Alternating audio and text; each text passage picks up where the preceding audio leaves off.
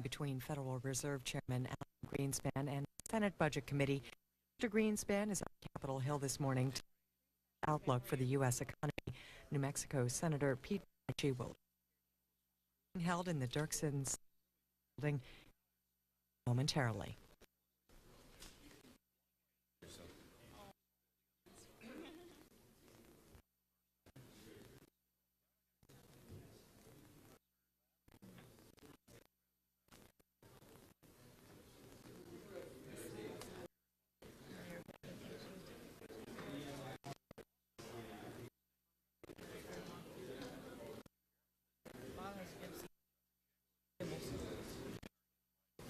Sir.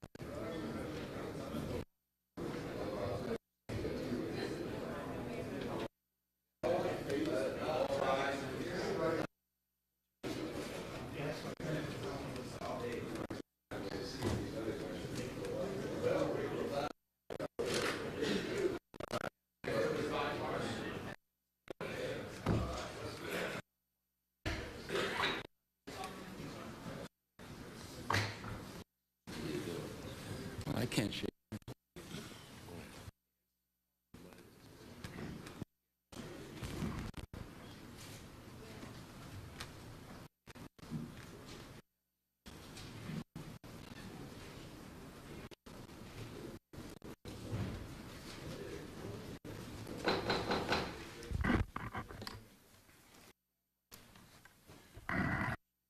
Please come to order. Chairman Greenspan, I thank you for coming, not because we welcome your testimony, but you bring numbers of senators to our hearing when you come, and bring a lot of other people that maybe senators like to see. I don't know about these cameras and things, Fritz. What do you think? Okay. Thanks for coming at such an early hour. We know that in addition to this testimony, a memorial service for Lawton Childs at 11 o'clock to be there. It requires some of us to attend perhaps a Republican conference, finish our questions of you. Energy Committee at 9:30 to take over Senator Grant a few moments when I go there on the oil and gas situation in the country. So after work, the United States now in a plus on and is in near balance. Now that's the projection. We will hear from the CBO Dr. O'Neill tomorrow as to how far over the next 10 years will be. Yet it's these Chairman Greenspan believe and will unequivocally a large amount of the credit in fiscal improvement. With your expert handling of the economy, now entered the longest expansion on record. This is all more impressive given the backdrop of the rest of the global economy. Strong income growth and the soaring stock market have led to a unprecedented surge in federal revenues and rapid upturn to our surplus numbers. Unfortunately, this also means that on the tax ledger, that tax to the United States government are now a record high share of the gross domestic product. So, for large surpluses and high tax burdens, we now set out an agenda, responsibility to get that started, that maximum term growth outlook. Everyone on this committee would like to see this economic growth go for as long. In fact, some who would hope that we had broken, which history says will be followed by recession. We're hopeful that we made that with expert men, interest and money on your side, coupled with pretty good fiscal on our side. I had hoped for a meaningful discussion on both and tax reform this year. That is why I'm disappointed with far from the proposals. Chairman, it's clear that for budget purposes, we use it to reduce, and if we set aside expenses that are accruing, we will in fact by the public. On the State of the Union thought at first that we were proposing to do just that. As become increasing that, and to the President is something far different from that. It appears to propose an elaborate scheme, accounting changes in Medicare trust funds so that they look in are that the administration proposes to deposit an additional $2.8 trillion in Social Security and into Medicare, which effectively puts the into deficit. But I'm not due to understanding that. I'm not sure we're right. We'll wait for them to tell. The administration's objective is to retire debt that can, without shifts. I'm very concerned. Artificially make Medicare financing than they really are. Undercut efforts to achieve, in effect, encapsulated in the President's remarks, is pre-committing government to pay for an additional $5 trillion in Social Security and Medicare benefits, making the difficult choice to keep these programs solid. Let me also note that your colleague at the Reserve Board, Gramlich, chaired the 1996 Advisory Council. That council did not agree much, but they unanimously using the general fund of government to pay for Social Security. I hope you leave conclusion as gospel and follow it around here. I'm interested to hear your thoughts on the fiscal outlook and what reforms are needed to allow us to deal effectively with the upcoming traffic squeeze. Your experience at the helm of the 1982 Social Security Commission and Federal Reserve Board roles since then give you one of the best points for offering advice. Look forward to it, and I thank you very much for agreeing to appear. Now I yield again, and we will get right to you. Thank you very much. And I too want to welcome Chairman Greenspan. There seems to be an agreement when we say that the Chairman's done a terrific job. I'm fortunate to have him in that. Last week, Mr. Chairman, you expressed before the Means Committee you discussed a variety of subjects. The importance of saving the budget surplus for Security and Medicare. If we have a perhaps repetition, wide discussion this morning, but critical has to be on the most challenge, and that is in the future, how we prepare for boomers' retirement. This week, President proposed his plan for dealing with that future. Allocate 3/4 of the budget surplus to Social Medicare.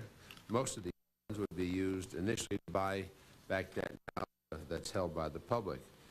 Now, Chairman Greenspan, you've expressed general support for this approach and the importance of reduction. As I understand it, you believe that debt reduction, tax cuts, or spending increases policy, given the future challenges for Social Security. And I'm interested in about your on this for Social Security. Mr. Chairman, the proposed 500 tax cut create the so-called accounts. Like the tax cuts by others, tax cuts have not provide the largest benefits for the Americans, likely to simply increase short-term consumption, a little bit by the consumption of the plan. Instead, the president's cut would provide relief for all Americans, incentives to those with the more modest income. Those are the people who not only need tax relief the most, who also are less able or served. The details of the U.S. are still in development. I hope this proposal, bipartisan, I believe it should. While most Republicans have supported tax retirement accounts provide disproportionate benefits to those with high incomes. Similar accounts that benefit. Last week, a witness named Sam testified that the top 2% financial assets, the bottom of American families. He also said that the top 10 is 4,600 times wealthier than the bottom 2%. And given such dramatic differences, we've got to focus the tax cuts on the majority of Americans who are struggling to make ends meet and not provide larger to the wealthiest among us. Now, I look forward to hearing about these issues from Chairman Greenspan today, because the emerging budget surplus is forcing us to make some important choices. I'm hopeful that in the final analysis we find a consensus and focus our attention to save Social Security and to provide tax cuts savings for ordinary Americans. Thank you, Mr. Chairman. Thank you, Dr. Greenspan. You. Thank you very much. And other members of the committee requested for a letter of invitation. Today, I will be addressing the nation's most pressing challenges, namely Social Security. The increase in the ratio of retirees to workers projected, moved to enjoy longevity. Closer, please. Thank you very much.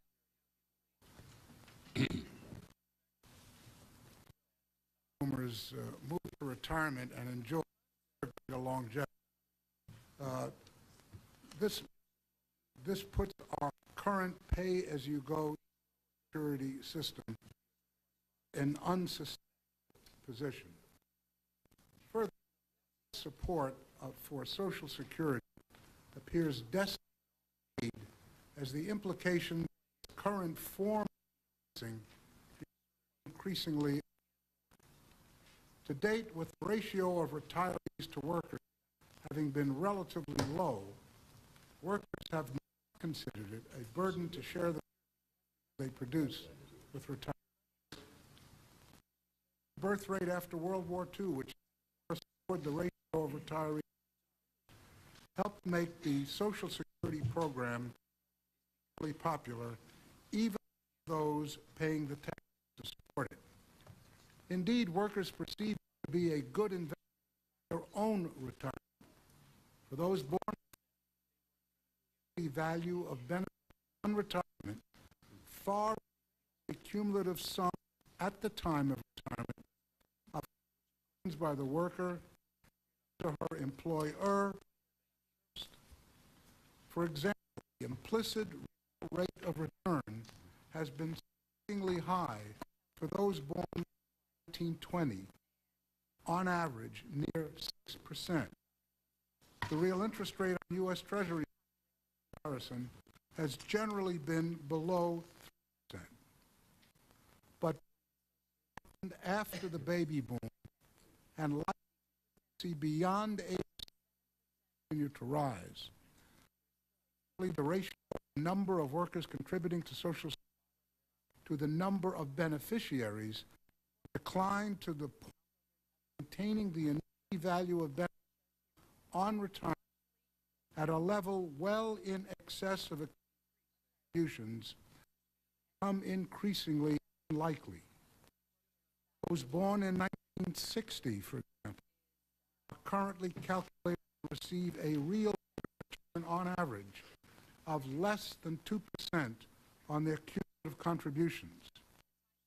Even these low rates of return for cohorts likely being overestimated because they are based on current law taxes. In all likelihood, these taxes will be raised or benefits given that the system as a whole is significantly funded, at least according to the intermediations of the agents of actuaries.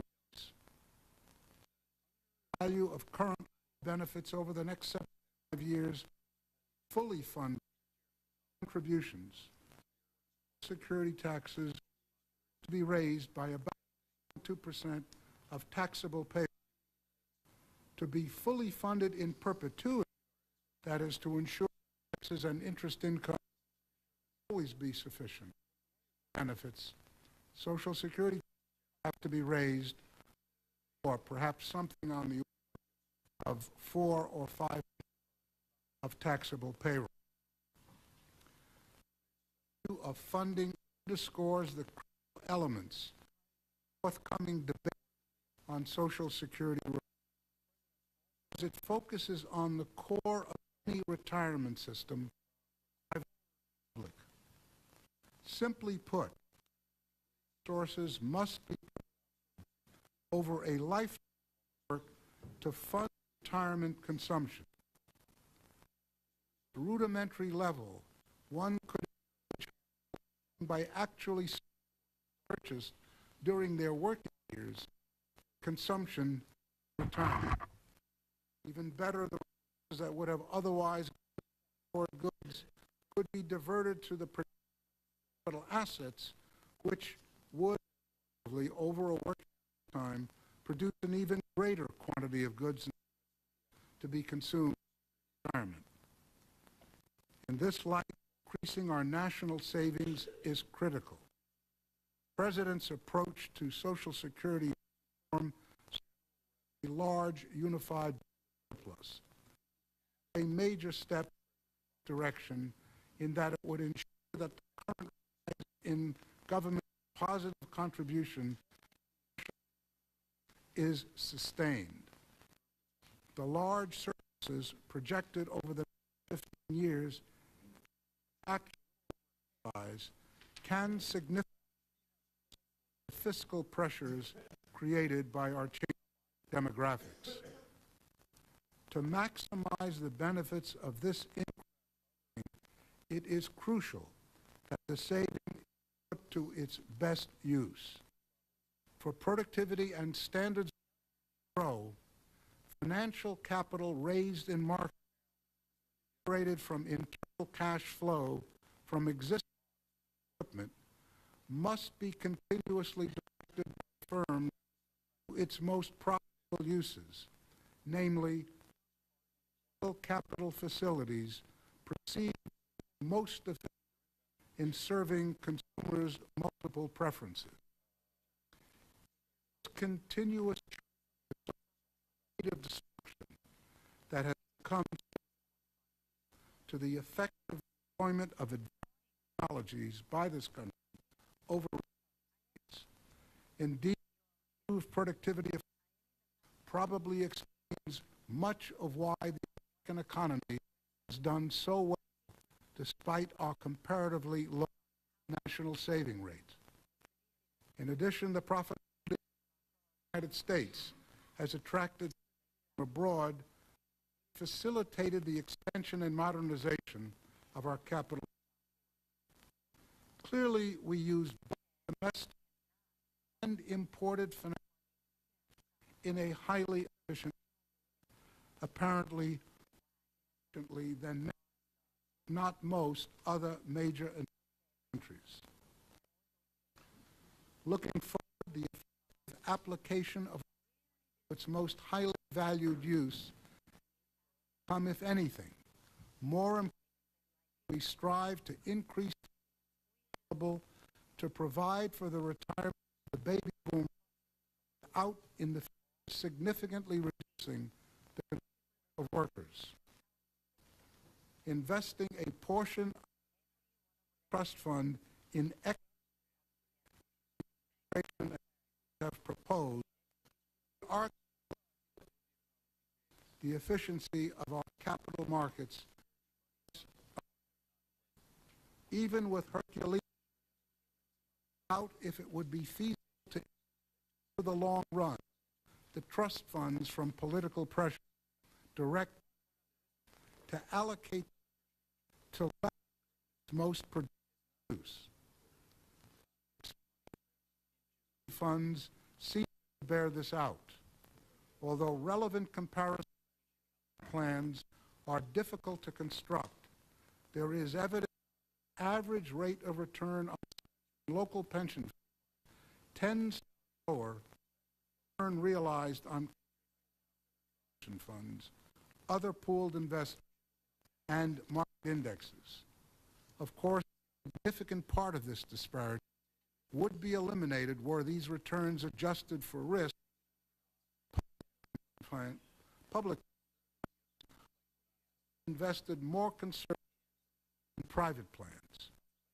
But there is evidence that returns are lower, accounting for differences in the portfolio of stocks and bonds. For example, it has been shown that state pensions that are required to direct a portion of their investment in state that make so-called targeted investments lower return. Finally, there is evidence that suggests the greater the proportion of these who are, the lower the rate of return. Risk-adjusted return on financial assets is invariably a function of lower rate on the underlying asset on which some have argued has already shown itself of equities, political interference, and I have that the $60 billion thrift plan and the $6 retirement plan have been made independent. Moreover, the thrift plan is not an attraction since it is a contribution plan. Therefore, individual plans do not reach to engage in establishment. Case for a trust fund. A trust fund, U.S. Treasury securities, not appear for politically private that can own. This is of concern when the provide benefit. The beneficiary have no incentive to monitor the performance of their invested funds, because I do not believe that it is political to insulate such huge funds from investing Social Security in equity compromises the education of the past so essential to raising our living. This risk might be worth Social Security Trust Fund equities providing benefits to households. But this is not to be the case on having the best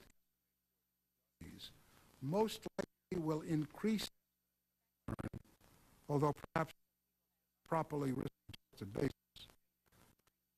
Argued before this committee, unless new savings are created in the process, corporate securities that displace Treasury securities in the social funds directly offset the mirror displacement securities by government securities, probably large private funds for retirement. This swap thus be a zero-sum game. Approximation, retirement resources from both Social Security and private funds do not change. Retirement funds center on how to increase and how to resources of workers out that the additional new resource, whether savings or advances, on current benefit too burdensome. Future Medicare benefits. If so, the benefits through Social Security or private accounts will remain. There has been changes, such as the age of full entitlement, endpoints, and a cost of more accurate measure. Should not be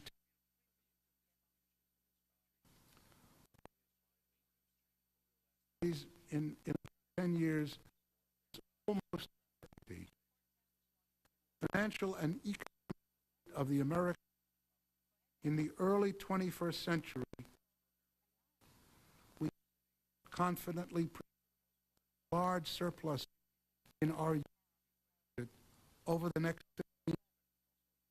The inherent uncertainties. How can we ignore that virtually all of the budget balance have been won in recent years? For recently, in 1997, OMB deficit 1998, $21 billion, a $101 billion era containing $1 billion surplus. CBO, especially those in the sector, similar era. 1983 projected a solvent security trust fund through the year 2050. The latest estimate, few changes in 2032. Is it possible, as some maintain, OAS actuaries are to, and that productivity growth could be is possible, as some may, that the OASI actuaries are too conservative and that productivity could be far greater than is anticipated in their so-called intermediate estimate. If in fact our prospect, the Social Security system is not in much jeopardy as it currently appears, but proper fiscal planning, the consequences of mistakes in elections be evaluated. If we move now to shore up the Social Security program or replace it in a private system, find that we have pessimistic in our projections, the costs to our society and economy would be few. If we assume an optimistic scenario, the imbalance would become overwhelming, and finding a solution would be even than today's problem. Thank you much, Mr. Chairman. Thank you, Mr. Chairman, for that. I'm going to have Senator Grass and whomever you like on your side. Well, I think you've answered the appropriate question about upon projections for in too liberal of a way have a day out there, and I want to thank you for doing that, because you're doing that to be more credible with the states and if we in Congress. Thank you for that. And along that line, last year I started questioning you about whether or not you thought lawmakers rational exuberance about spending in our pockets, and I think you're still cautioning along that. And obviously our unified surplus is very good, and within a year or two the general surplus as well.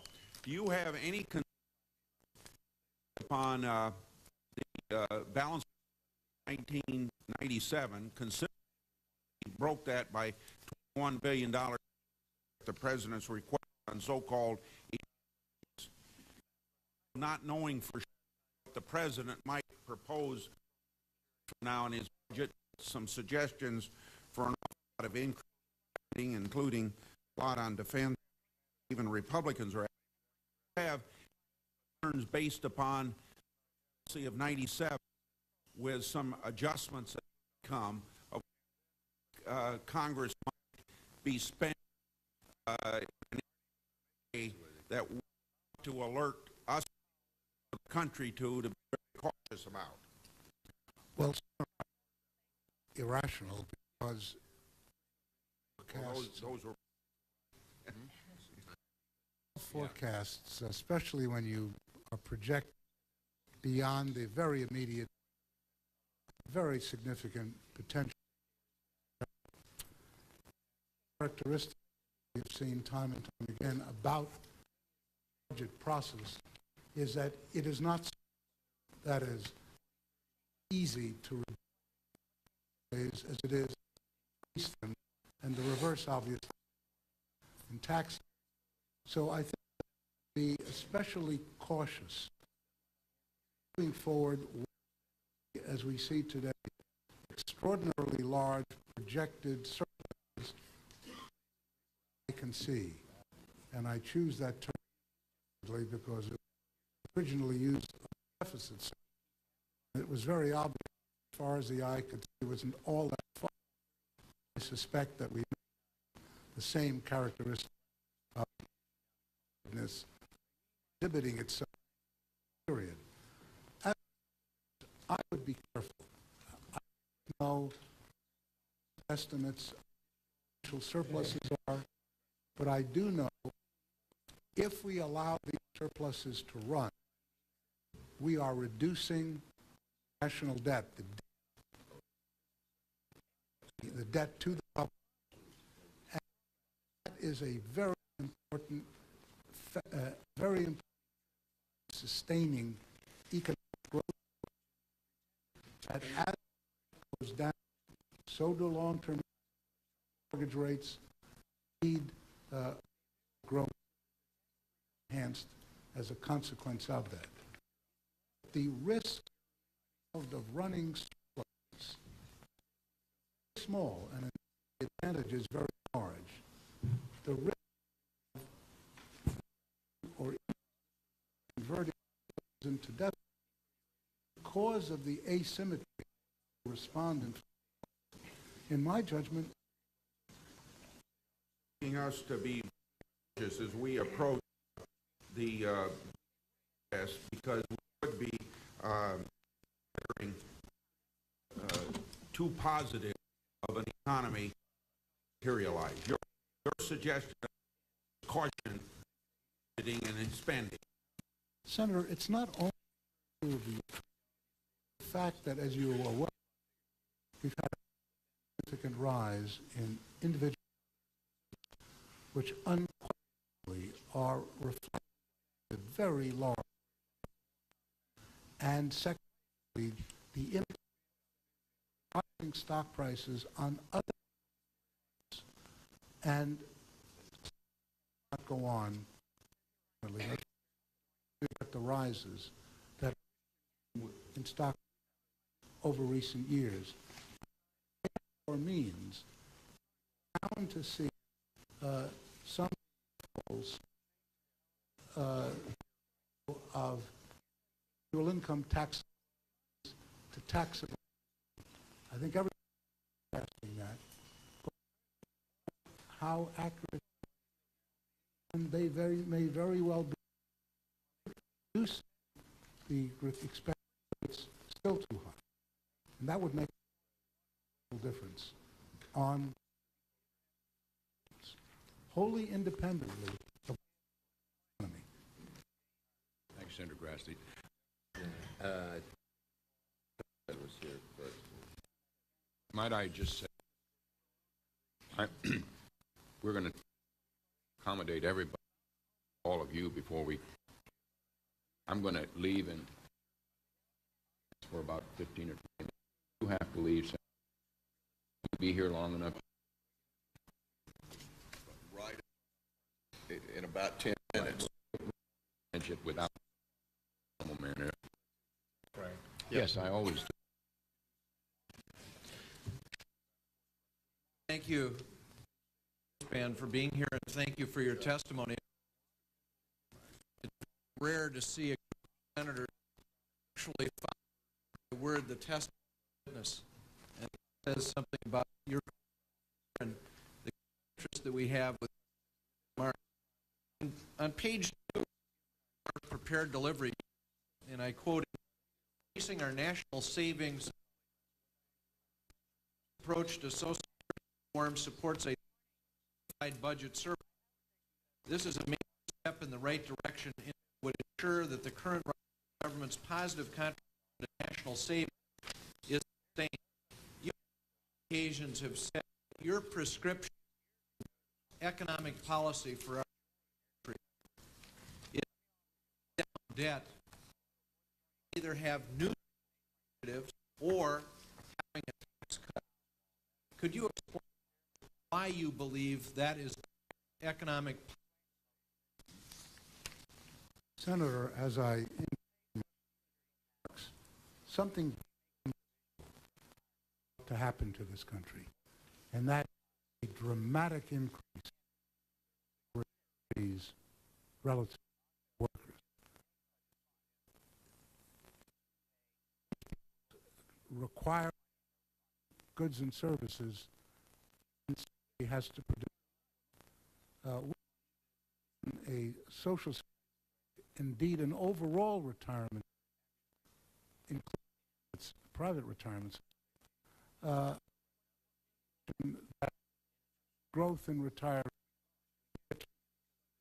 modest, and indeed for years have been modest, the lower birth cohorts in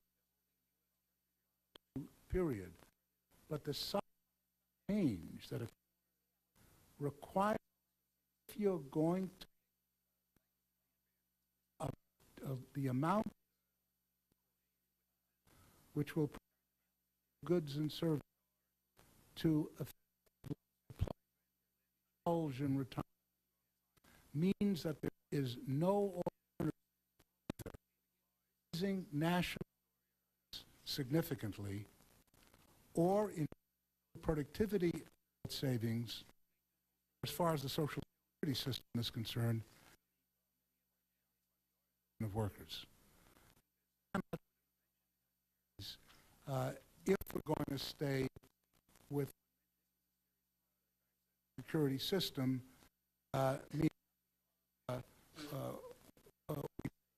into alternate means of financing it. To do that, we are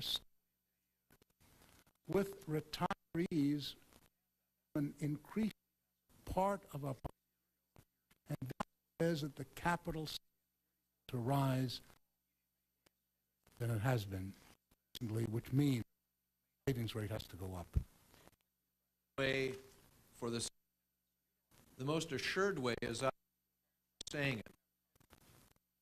For that to occur is for us, in terms of to pay down. Exactly.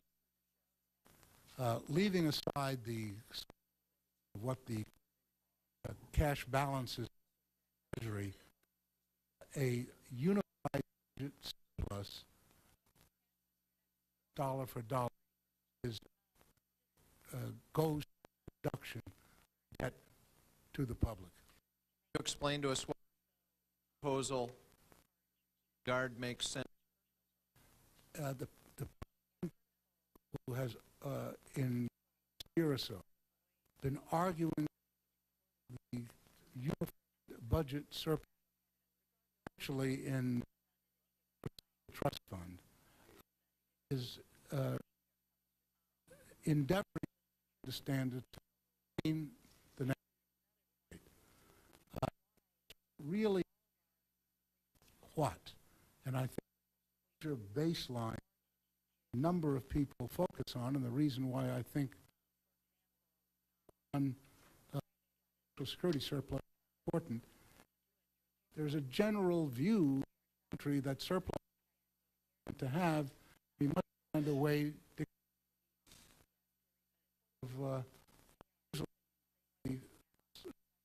of rival market buyers. So I hear you saying a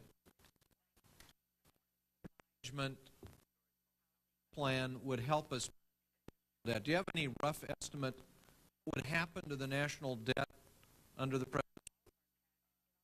It's going to depend very much on what the assumptions are, but it's clear that at this point, in other words, the current services budget to run creates substantial surpluses and not touch them, there would be a very important reduction in the amount of public, which remember has a virtuous as the debt goes down, as the surplus goes up, goes down, even that process, if you allow it to will materially reduce the amount of debt to the public, have an important effect on the economy, also in the federal government become necessary to run large debt without significant negative impacts that would it's from debt significantly higher than it would be those down the debt. Senator. Well, Alan, for doing nothing, meaning keeping it its current, would be the most dramatic Congress in American history. To paraphrase a famous and highly respected, the risk of surpluses is small. Let's compare the change by saying the problem of running surplus equally small or small. what I'd like to do is just and pose one. I figured out what the President's security proposal was hard, but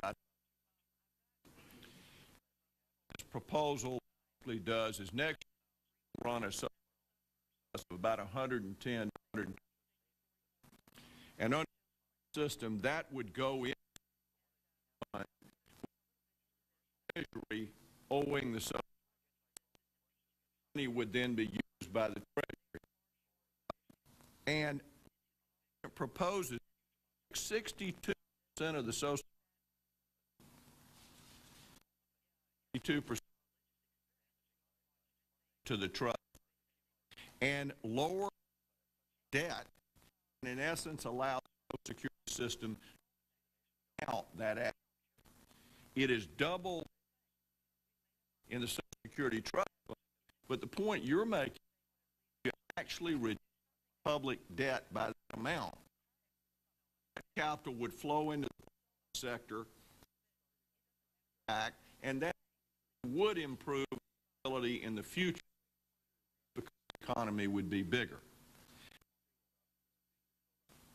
The problem is, all the power of the corn phrase Social Security first.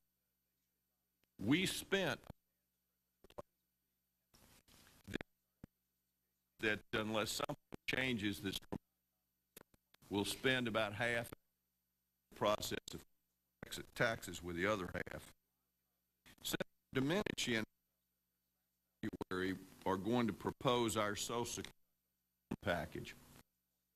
Proposal, take the money, allow individual invest that through professional managers under the Super for Safety and Soundness purposes, Social Security, and then when they to take that, convert them into annuities, and % of those annuities will be captured by the Social Security and will offset benefits we will pay in the future.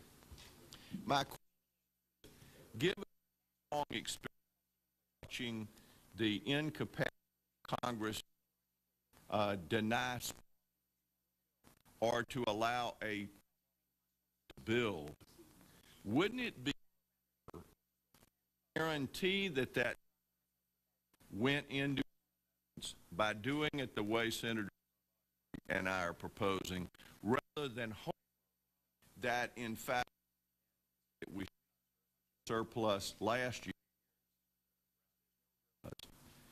Wouldn't it be higher probability to actually have the money invested in more directly linked to the way that Senator Domenici and I are proposing? Senator, why? First of all, to of accounting that we now employ budget. We have on budget, the budget is essentially that's the Social Security plus the on $30 billion deficit. It's $29 billion in fiscal 1998. One of those two is the $70 billion plus, and effectively in the debt of roughly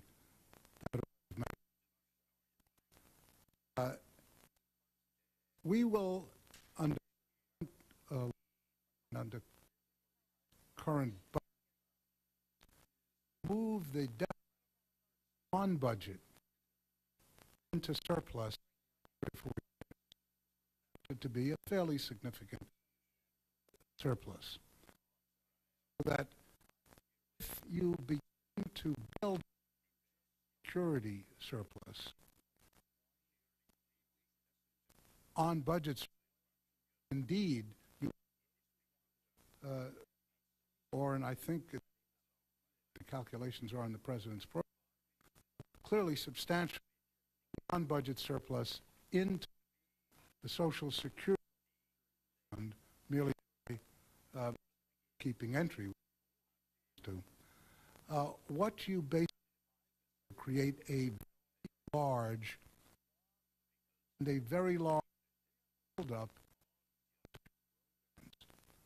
Now, allowed to happen. Part of expenditures, even though it's invested in Treasury securities, that is to significantly increase government savings and allow a significant amount of private create the capital stock basically need. Because I have difficulty with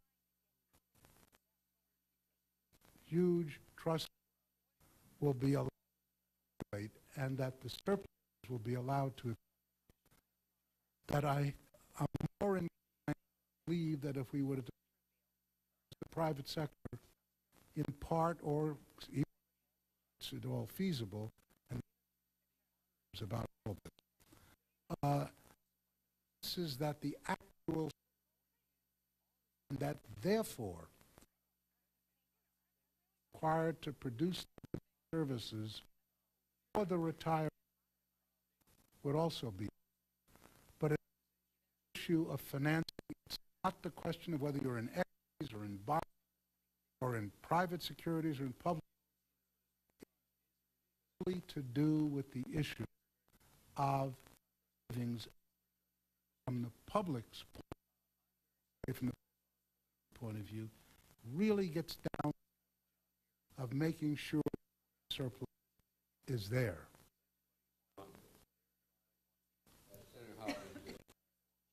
Yeah, that surplus is there. Dr. Greenspan.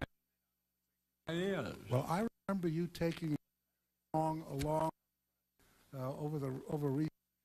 I must say, even we would never to a uniform surplus.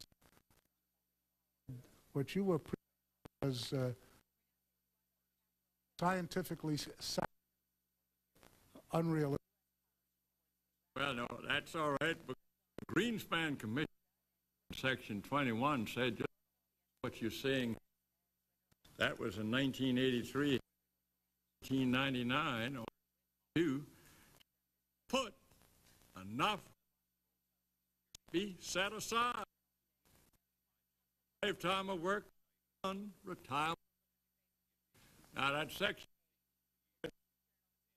President 01 on November signed that into law, and we're making headway. Let's understand we're still running, because I'm not going along with China, because unified is not, the debt still goes. If you're whether or not you wish to create I'm not savings asking you what you're trying to create. The fact is, it has been going up $100 billion. on budget, that is correct. You spend $100 billion. Correct. This president spends $100 billion more than we take in. Seen it yet. Testifying about The budget, I haven't seen it either. well, you know his plan. He's $100 billion. We'll wait to see what. We all know his math problem. And he spends 150% in doing, Mr. Chairman, reality, taking $100 billion out of the Social Security Trust column and spending it. To the left here, getting their our spending are in surplus budget and balanced budget plan when we continue to spend $100 billion more than we take. That's the reality. I think side of the street now have a little bit of to everybody's. This is intended surplus, and I passed the Greenspan Commission report had in 19 a 200 surplus to have this year surplus. In the record, the 110, 120, 130, going right through to 2 over the 10-year period of 186 billion surplus. That was it's dramatic. Retirees baby boom solved the boomer problem. We planned the baby boomer problem. Our as we've been spending particular reserve, that set aside that you to so necessary. That's trying to get back to reality. If we can, we owe Social Security 700 this minute. If we could pay the wonderful effect of capital markets giving through. Is that correct? Thank you very much, sir. Thank you, Mr. Senator. Greenspan. I have noticed, though I've only been that Republicans love to spend money. Just do it in different ways. The Democrats help people. Republicans generally like to give to people so they can help them. Reality in it of saving, and if in real world we're going to be spending a lot of money one way or the other, what's the best way to spend it? As I've said, and some of your comments to my one, that surplus, if that politically as far as spending long of the economy is concerned. Unrelated to what I to today, I noticed periodic comments about the minimum wage. I will and I have always supported the principle a minimum wage because I thought that that's a benchmark which we think is immoral for capital to operate. Having the seemed to suggest that we damage you can tell me where I'm wrong. Yeah. The issue is really not a economic issue. The question of whether people start in the capacity to get the training, get the type of education. That what the ministry actually does is our legal from coming to an agreement with the employer accept a certain both of you and the employer more status of his business. I submit that it's better to have the capability of move up, and indeed it's clearly from what data we to that the minimum does to jobs increase teenage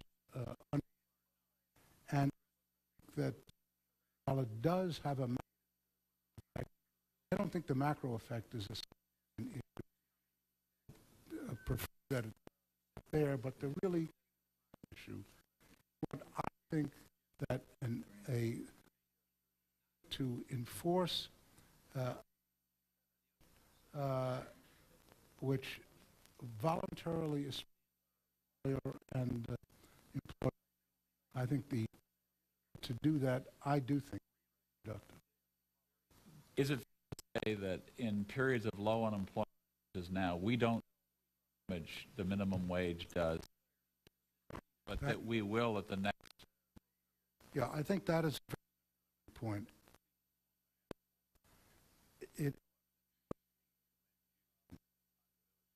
skilled or capable and mask effect minimum wage in such because it's a inoperative environment. Its economy goes in, or it's that all of us to pair of the younger people lives would be legally prohibited working. I don't see one way or the other. Mr. Chairman, one question. Of all the different options and that you may be aware of right now with respect to security, is there one that should a new would prefer skirt that question? I thought you would. Thank you.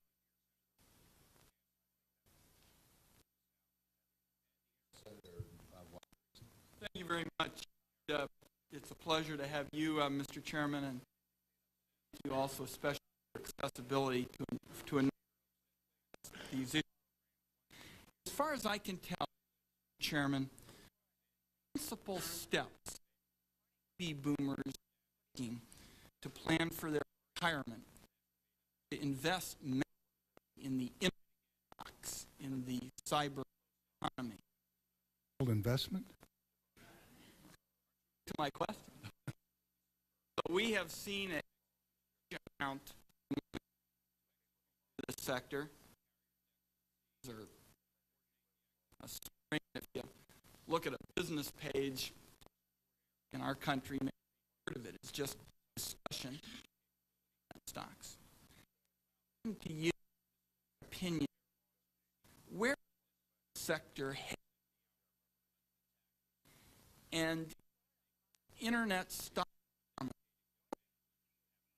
is based on fundamental, and how much is just hype? Well, I think you wouldn't get if there weren't some under the issue really increasing that part of goods and services in this country move from channel into internet system, whether goods or other things. The size is so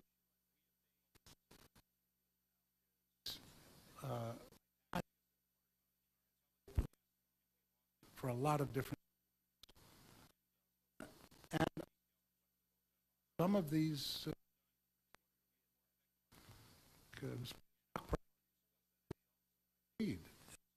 very well made justify higher prices. We're almost the way the market's in this regard. There's something going on here that better to the principle. What I've known for centuries,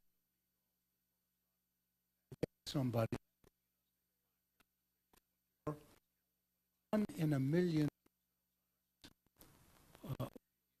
the value of that. Pay more that for a very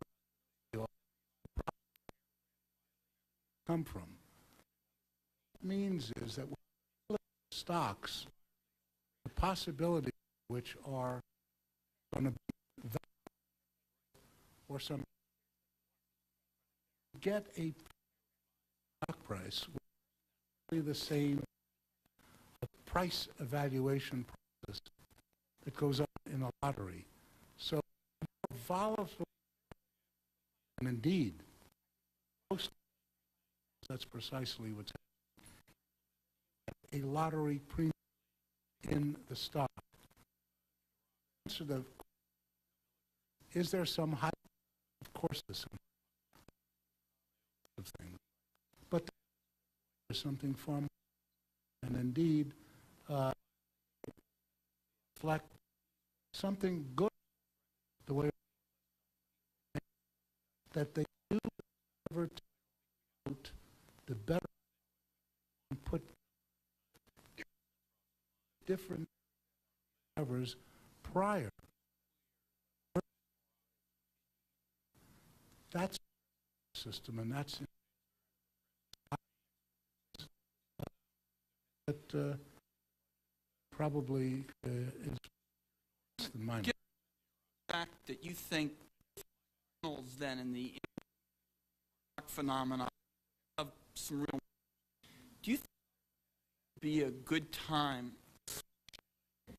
as it relates to people planning an investment over when sells an and takes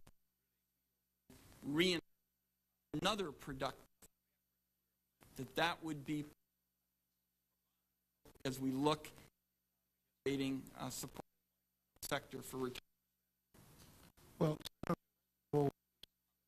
the impression that capital gains per se, poor means of raising revenue, inhibit the flow of capital for precise reason you are suggesting. So I think that that would be a way to do if could find to appropriately. One last question. Of the threshold talked to government investing to retirement strikes me as key. Expressed reservation. The president's plan that moves so much money into markets. Some states, we have a kind of high safety as well as some private investment for to do so. Have you given it might be an appropriate threshold to investment in the private economy on how the president's plan, what might be an appropriate level in your, you find it's to judge. So one way doing the same is moving more of the plans in effect as of. Thank you, Mr. Chairman. Chairman Greenspan, which is would appreciate it, has to do with and medicine. This Congress is very focused and will be security. To me, which is receiving a huge amount of attention, is with Medicare. Your address to security is parallel going bankrupt with debt in Medicare. One meeting to another, listening to you, Medicare Commission meeting, I can ask myself what the differences might to do with retirements. Both have to do with trust. All trying to get our hands spending Medicare right now. There's a little bit of a surplus, like cash deficits, Social Security 14, 15, bank funds, Medicare 10 years, Social Security in 25.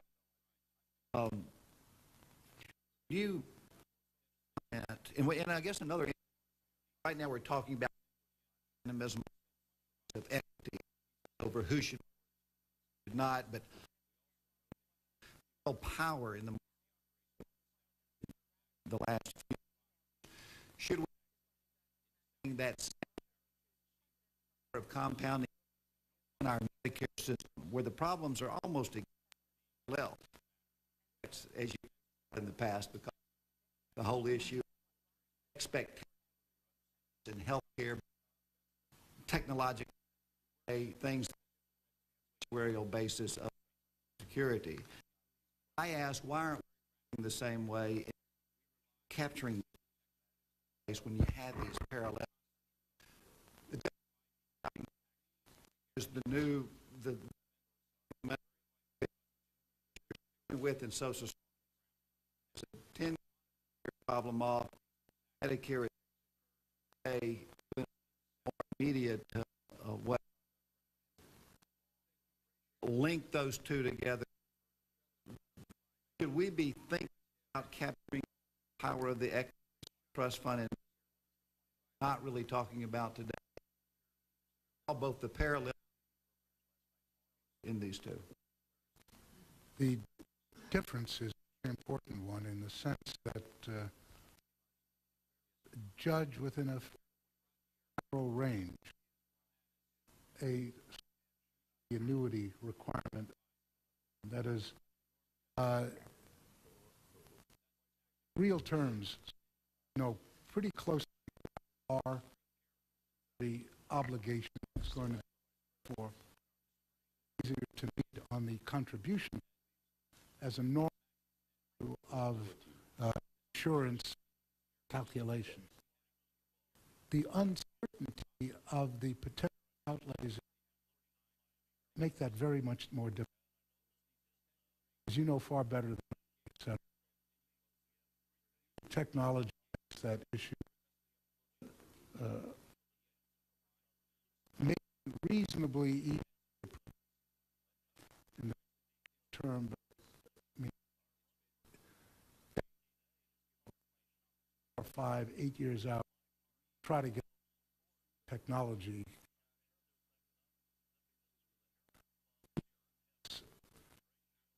put addition in there.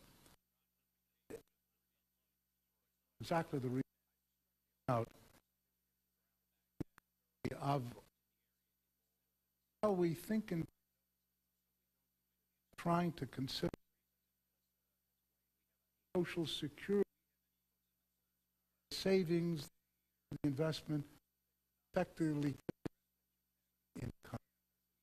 People are money is you can just as the capital asset for the economy be used to fund as security regarded as context, not only so Medicare as the system must be met by increased savings. I agree, and I guess that's why today that deficit years roughly bankrupt in securities not to 30 years, and in terms of the very, it doesn't seem to be that much issue of the equity, compound interest, or of the ultimately trust funds. And I guess, should we be putting more Medicare? And if not, why are we Social Security. I think they were doing it for cause, and it's far better to get the social resolved, hopefully. But I, Senator, that is done. The next issue is Medicare. Security was resolved. Claims will affect Medicare. This issue. Thank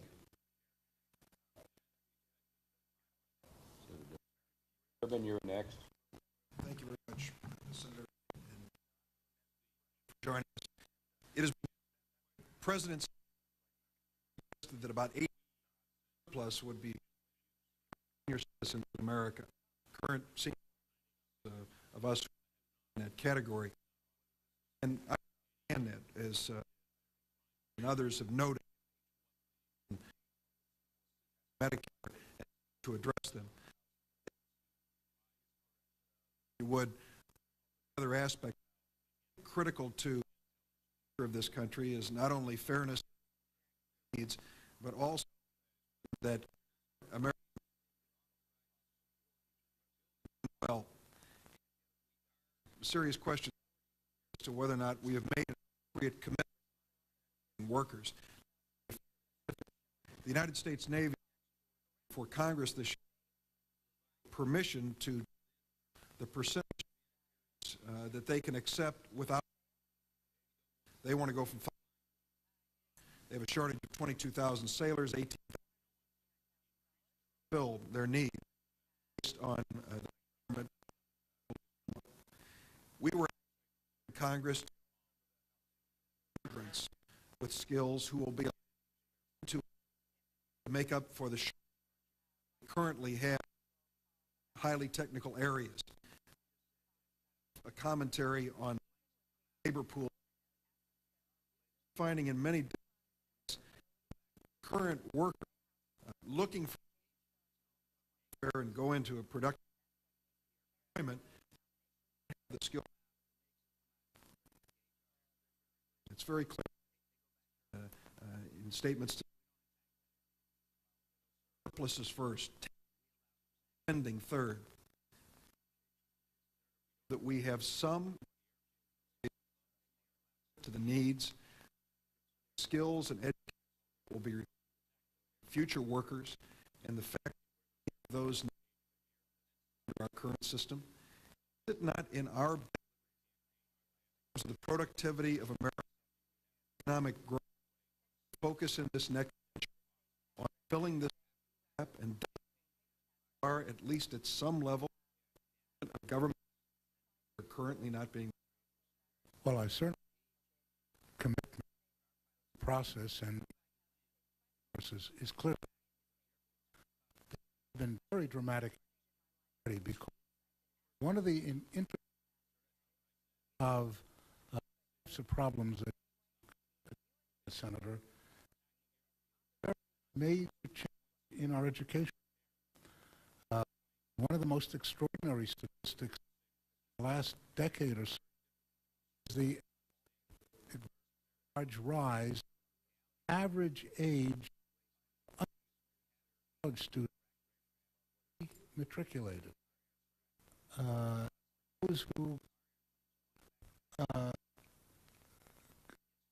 left a job, back to school, community are doing extraordinary on-the-job training, manned by workers, skills, and the reason is very much the technology, efficiency, the degree, the advantage economy to our right living, work which can and the those skills fail to do that. That comes out of the which I don't think any will not be reversed or made you. Not as far as I'm. There are areas skills can be implemented. A government program can do it. I think that's a cost-benefit analysis. Well, and if you look at, in terms of our discussions are in terms, it's the phrase. If you look at the commitment of the United States of America to high school, the democratization, we have had a more 20th century, almost when you compare to where we were compared. Look at this next century and what I believe the same commitment of at least the beginning of the century. Rise of community college for additional points in the, but I don't see has been made that really will. And so let's have that invest in this country. Do you have any fears that government will fill that budget surplus with more government? Yes. I mean, if the surpluses are up here and spending is here, it's not going to take long for government to fill that void. How do you wall that off?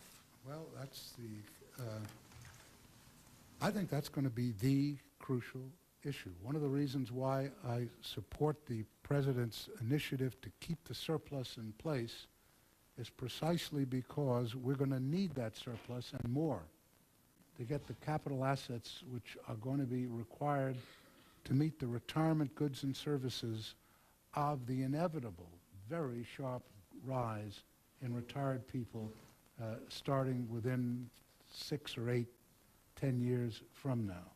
If we don't start doing that now, we are going to have some very major social pressures in this country between retirees and workers. If it weren't for the demographics, which are really startling, this issue would be no different from what it was 20, 30 years ago. But the crucial necessity of getting an increase in national savings, I think, makes this a very special period. And I would be very concerned that if we could not maintain a higher level of national savings, especially since a goodly part of what we do, or how we finance domestic capital investment today, is borrowing savings from abroad, effectively. And there's a limit to that. History tells us that that cannot go on indefinitely.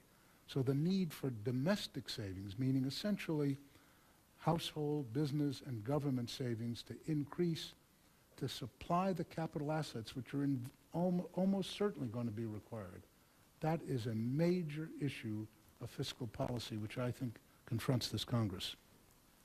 And if I had faith, too, that Congress would let the surpluses there and be invested as we need them, but rather than spending. And if we spend it, we're just going to raise the level and the cost of government, which I think will put us even further behind 10 years from now, if we've got a government that's $2.5 or $2.7 trillion to support than what we have today.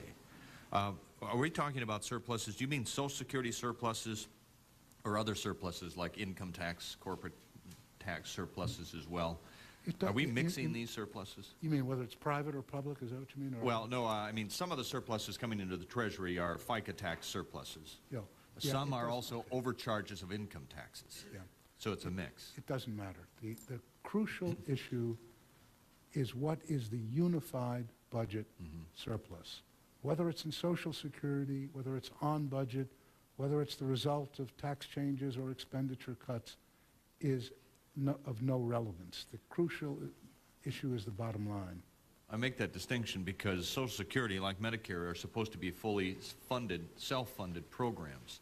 Are we going to dip into the general fund to cross-support a failing Social Security system, like the President says, to infuse $2.7 trillion of general fund into Social Security, aren't we creating an entitlement rather than a funded retirement system or program? Well, there has been a fairly broad consensus over the years that Social Security is a social insurance fund and that internally self-funded.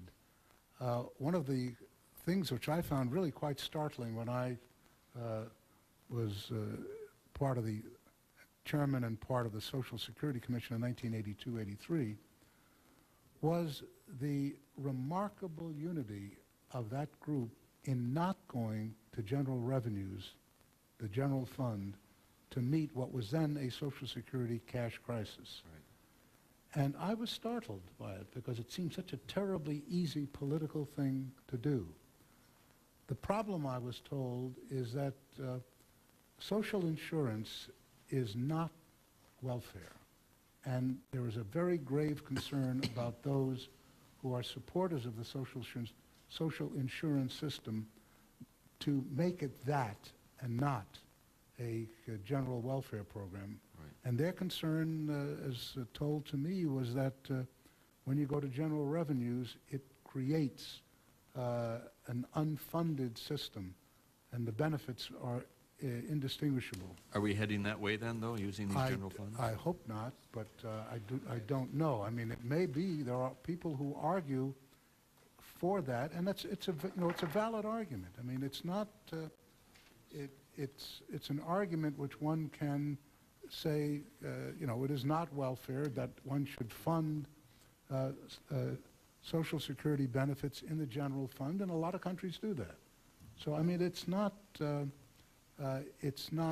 a principle which there is universal agreement on, although, as Chairman Domenici mentioned in his opening remarks, the Gramlich Commission, which is the most recent Social Security Commission, also had the same unanimity that we had on that issue. But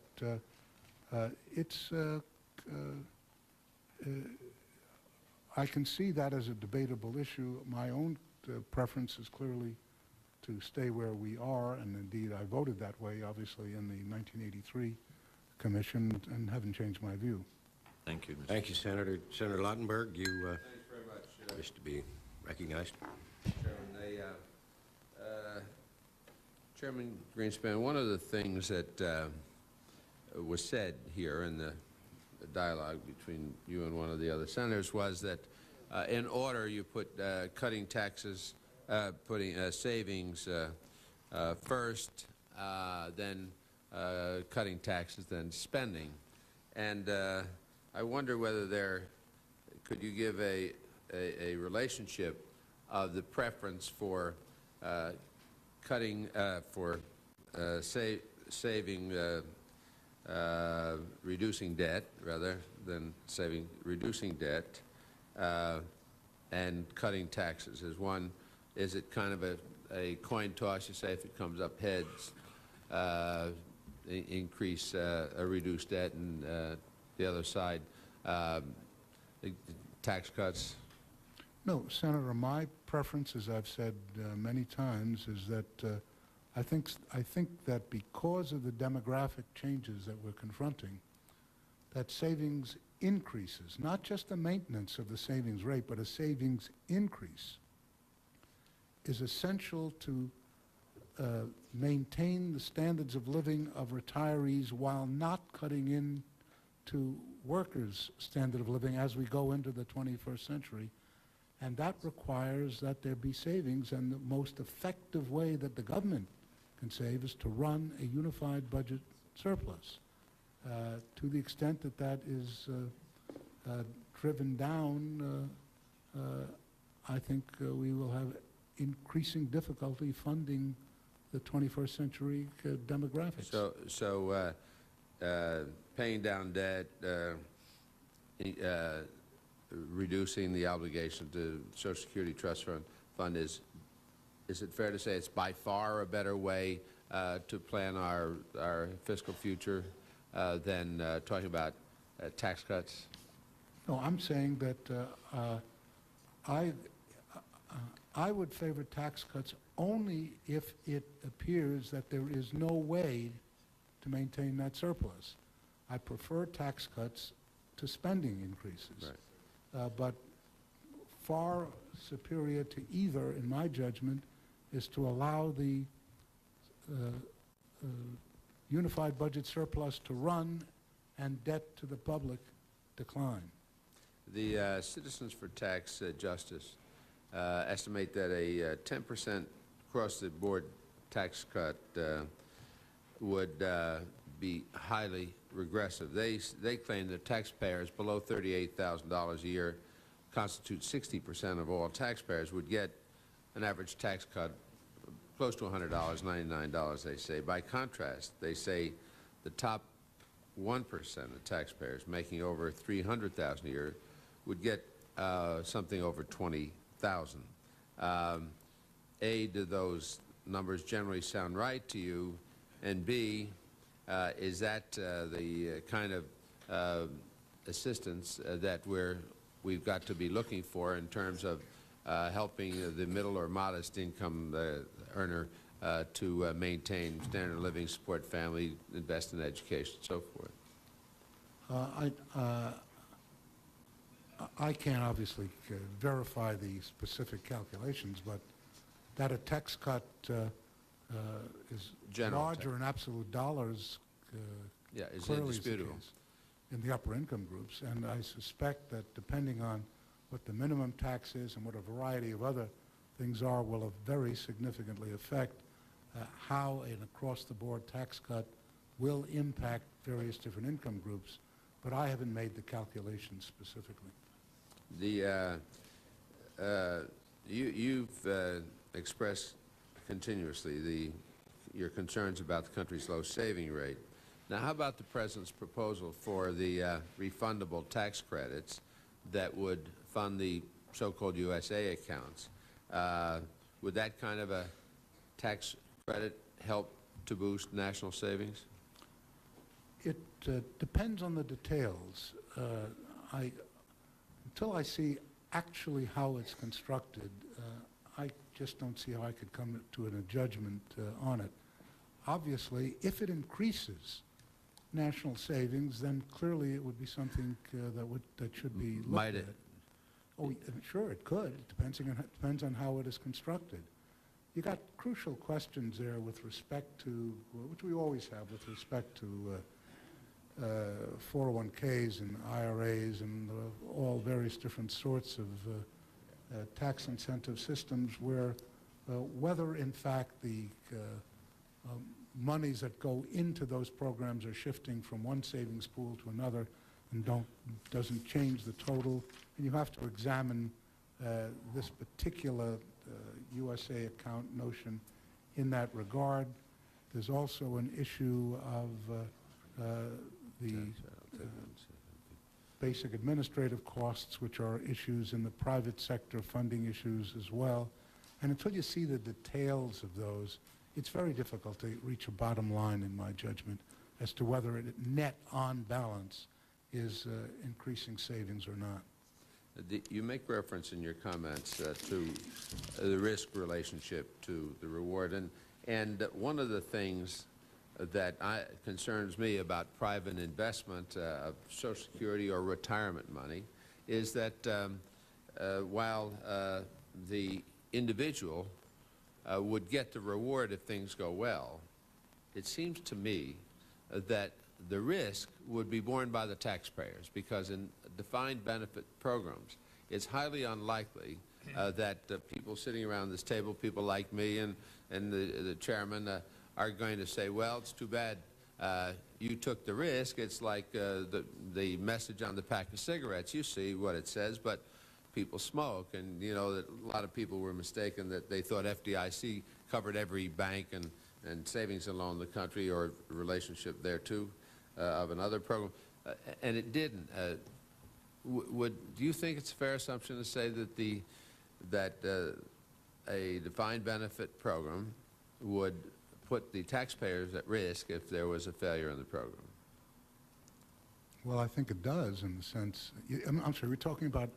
The defined retirement program, you know, you're talking about private, I'm sorry, we're talking private or public? I'm talking about if whatever portion is permitted to go private, if it fails to meet the level to produce the annuitized benefits, don't you think the taxpayers are going to be at risk to make that up? My recollection is, Senator, that virtually all of the various different private, partially privatization schemes that have been put forward almost invariably have some form of safety net at the bottom, which is effectively addressing the issue that you raise. And I have no question that if the Congress decides to move towards a significant privatization of the Social Security system, an integral part of that program would be an endeavor to address the concerns that you have. Thanks. Senator, might I just say, I don't expect Mr. Greenspan to comment on this, but might I say, whatever you do, there are some risks. And just in response to your last observation and question, I mean, that's a risk. But the other risk is, do we continue through this whole millennium that's getting a lower return on the Social Security investment than other investments are garnering? And what's the trade-off there? And I think that's where we'll end up having to make the decisions. Senator Graham, you're next. Or Senator Gregg? I didn't know your question. Pardon me. Mr. Chairman, okay. Following up on these questions regarding the USA account,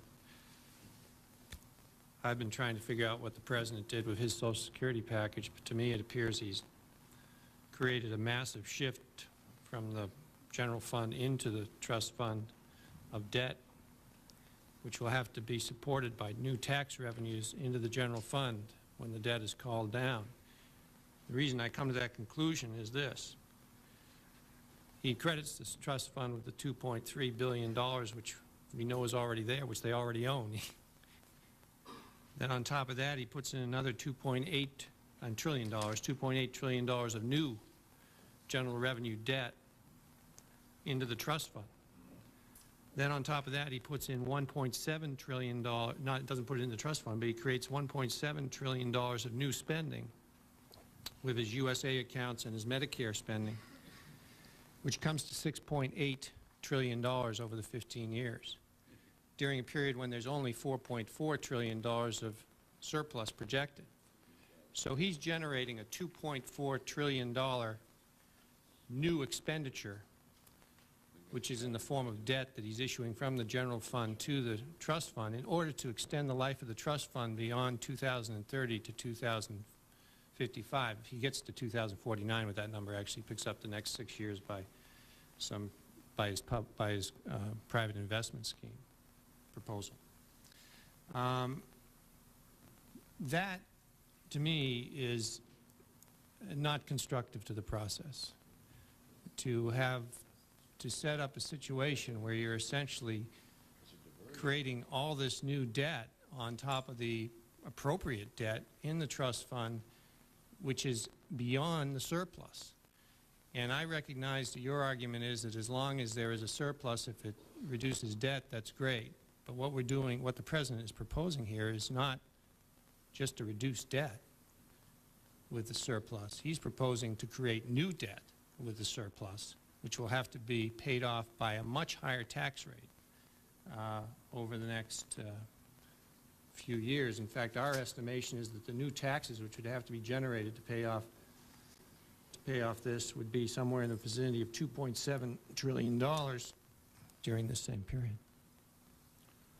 I think one way of looking at these data which you're putting forward is to think in terms of what the impact of the various programs are on the on-budget calculation of our unified budget system, remembering that the unified budget is equal to the sum of essentially Social Security plus on-budget.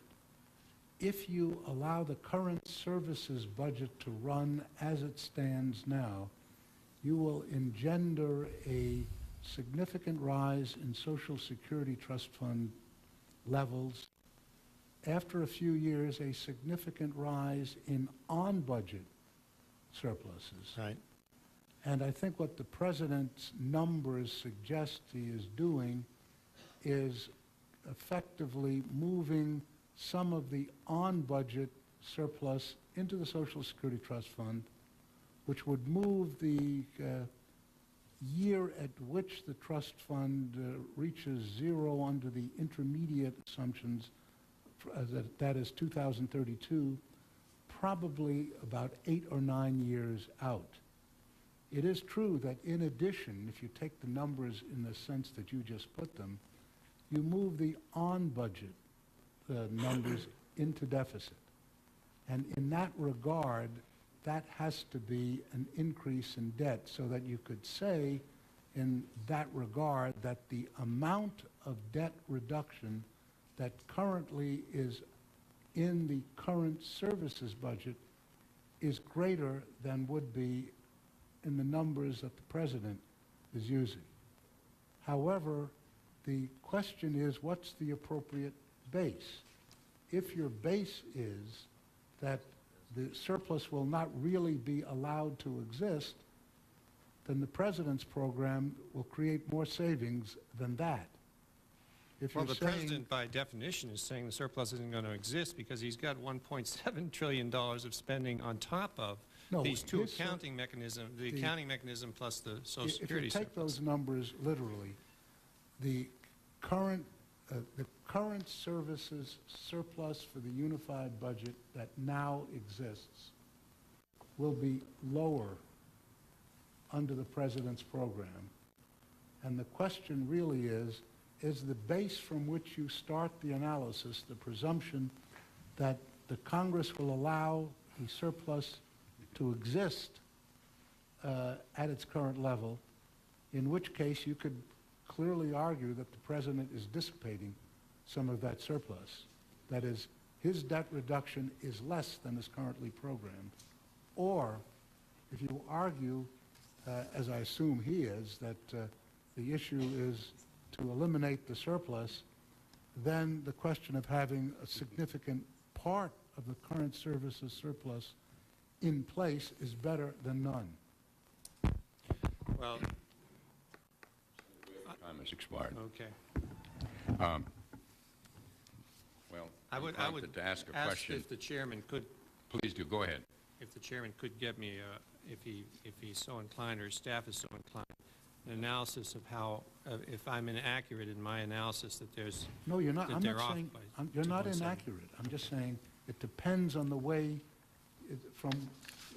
You're starting with the presumption that the current services surplus is the base from which to start, and indeed, if you're going to argue that that's indeed what the Congress is going to do, then I think that's the correct calculation.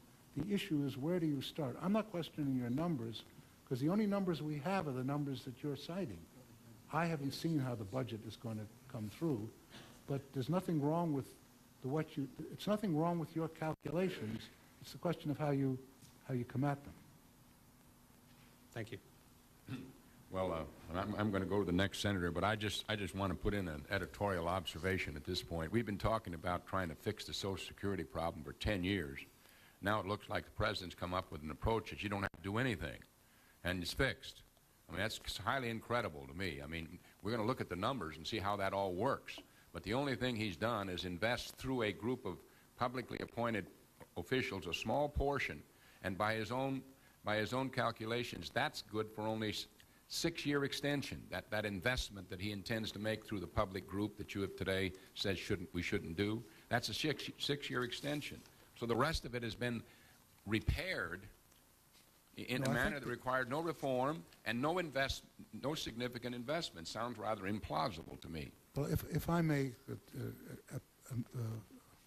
add to that, if you do not change receipts or outlays, then clearly the only way that the fund can change its date of going to zero, given the intermediate assumptions, is by doing something from the general fund, from general revenues. if you move the on-budget surplus into the Social Security Trust Fund, you probably move the year of zero trust fund from 2032 probably up to 2041 or something like that. The 2041 to the 2049, which is the point you reach without the equity investment, is increasing the on-budget deficit as best I can judge from the data. Thank you. Please proceed. Kit. Mr. Chairman, delighted to have you here. As always, you've been talking about the surplus and what we do with Social Security and Medicare. That's very important. And I, however, want to look at the larger term prospect of the long-term fiscal outlook and just how much we can count on that surplus. I've talked with some advisors who are most knowledgeable about the economy, and they say that our strong economy and recovery is due primarily to your sound monetary policy. They said thank him for that.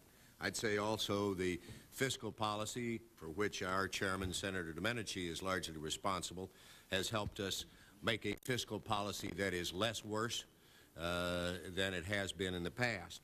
But one of the real questions that they raise and that I have is, to what extent do you think we are going to be able to escape the impact of the economic problems, the monetary problems and fiscal problems of significant areas such as Southeast Asia and particularly Japan and perhaps even Latin America? It has been a relief to me. I was somewhat surprised to see that we've had